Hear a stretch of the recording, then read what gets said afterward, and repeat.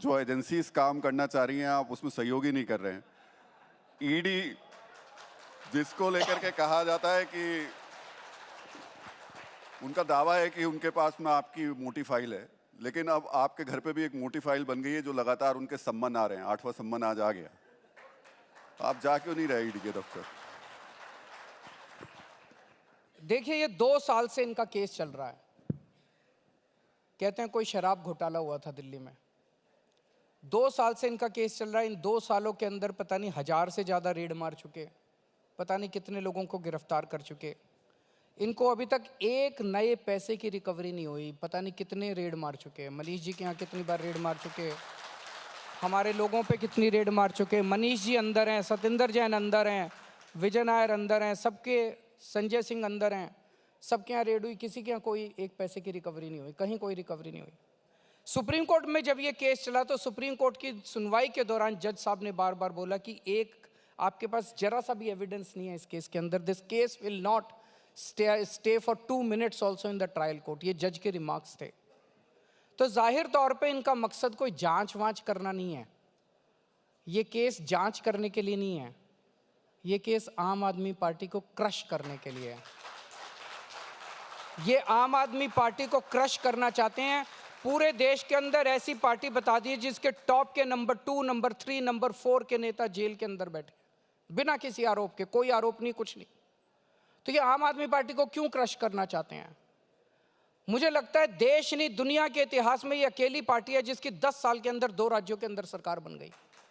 आज हमारी अकेली पार्टी है जो जनता के मुद्दों की बात करती है। इन लोगों से पूछ लीजिए इनको क्या चाहिए।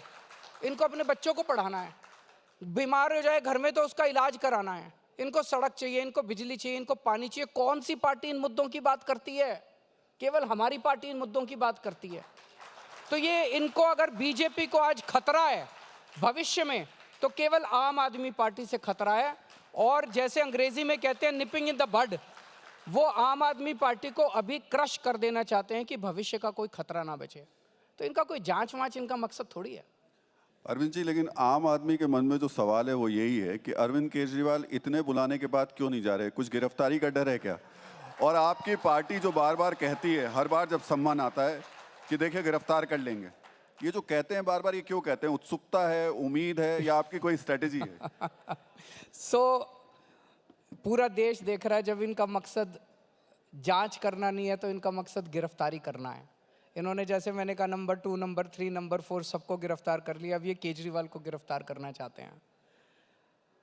आज मेरे पास कुछ वॉलंटियर्स का फ़ोन आया, वो कच्ची कॉलोनियों में घूम रहे थे। उन्होंने फ़ोन करके बताया, सर यहाँ पे लोग आपस में चर्चा कर रहे हैं।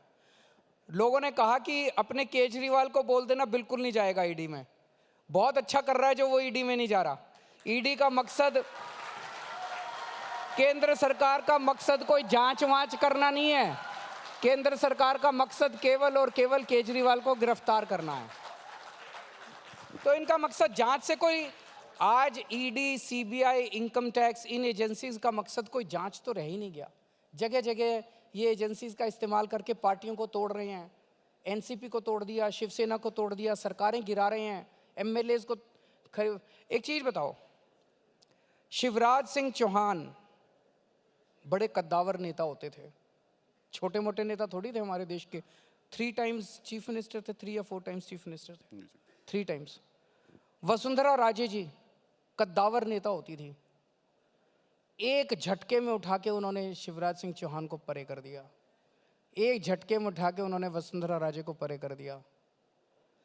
मैं आपको गारंटी के साथ कह सकता हूं, अगर ईडी नहीं होती तो आज इन दोनों ने अपनी अलग पार्टी बना ली होती और बीजेपी की नाक में दम कर दिया होता इन दोनों ने। ईडी से डरा डरा के आज केंद्र सरकार चली ईडी से रही है। इस पार्टी को तोड़ दो, उस सरकार को गिरा दो। ये क्या है? ये जनतंत्र नहीं है। हमारे देश के लिए बहुत खतरनाक है जो भी हो रहा है देश के अंदर। अरविंद जी, तो आज आप इस मंच पे कह रहे हैं कि ईडी सम्मन भेजती रहे, आप नहीं जाएंगे? मैं वही करूंगा जो कानूनी रूप से जायज है। अब मैं कानून पे आ जाता हूं, पॉलिटिकल बात छोड़ दीजिए। मैं कुछ सम्मन पे नहीं गया। ईडी ने मेरे खिलाफ कोर्ट में केस कर दिया। अब मैं कोर्ट में जाके कोर्ट को बताने वाला हूं कि कैसे ईडी के सम्मन इलीगल हैं। मेरे वकीलों ने बताया कि ईडी जो सम्मन भेज रही है वो इलीगल है, कानूनी रूप से सही नहीं है। मैं कोर्ट में जाके बताऊंगा। तो अब जब तक खुद ही ईडी वाले कोर्ट में गए, जब तक कोर्ट का ऑर्डर नहीं आ जाता तो ईडी को इंतजार करना चाहिए।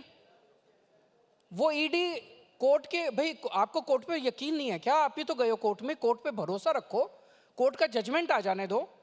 कोर्ट का जजमेंट आने तक इंतजार नहीं करते, रोज कल एक जवाब दिया, आज फिर एक समन आ गया, कल फिर एक समन आ जाएगा। तो ये तो एक तरह से तमाशा बना रखा है इन लोगों कोर्ट ने। कहेगा तो जाएंगे आप?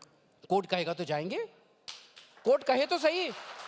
इनके समन्स जो हैं वो बिल्कुल इलीगल है।